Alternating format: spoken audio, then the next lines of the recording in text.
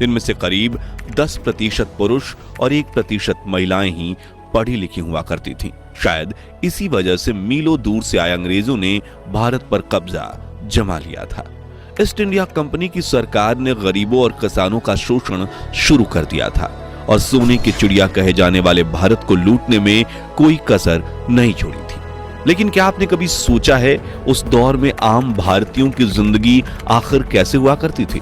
उनका रहन सहन और पहनावा कैसा होता था? उस दौर के भारतीय लोग क्या काम किया करते थे और कैसे अंग्रेजों ने भारत के महान साम्राज्यों की हुकूमत को अपने कब्जे में लिया था?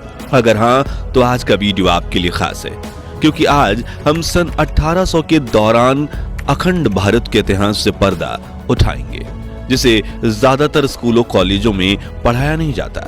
लेकिन उसके पहले आप वीडियो को लाइक और चैनल को सब्सक्राइब कर दीजिए। सल्तनत और हुकूमत। 16वीं शताब्दी की शुरुआत में जब अंग्रेजों ने भारत में दस्तक दी तो शुरुआत में उनका उद्देश्य सिर्फ यहाँ व्यापार करना था।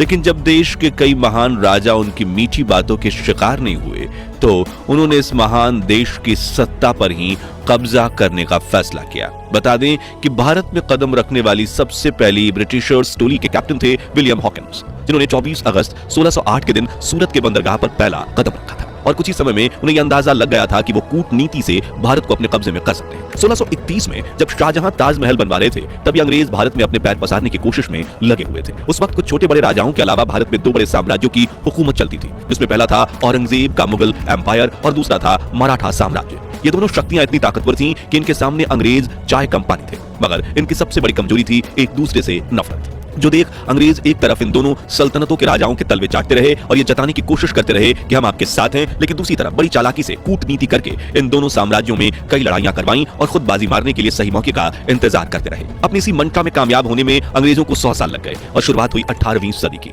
जब ईस्ट इंडिया कंपनी ने भारत में अपने पैर पसार लिए थे।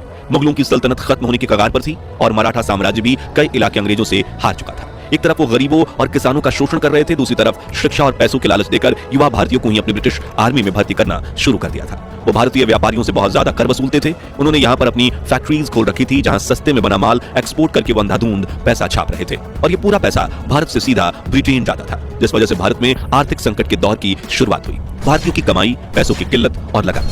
आपने ये कहावत तो सुनी होगी कि मेरी जरूरतें कम है इसलिए मेरे जमीर में दम है, जो 1800 के दौर में 90% भारतीयों के लिए सही साबित होती है। हालांकि हमारे भारतीय समाज में मौका परस्त लोगों का वजूद हमेशा से बना रहा है। उस वक्त भी कुछ मौका परस्त लोग ऐसे थे जो अंग्रेजों के तलवे चाटकर अधिक कमाई किया करते थे, जबकि आम भारतीय अपनी सभी जरूरतें पूरी तक नहीं कर पाते थे। एक तरफ जमींदार किसानों को कर्जा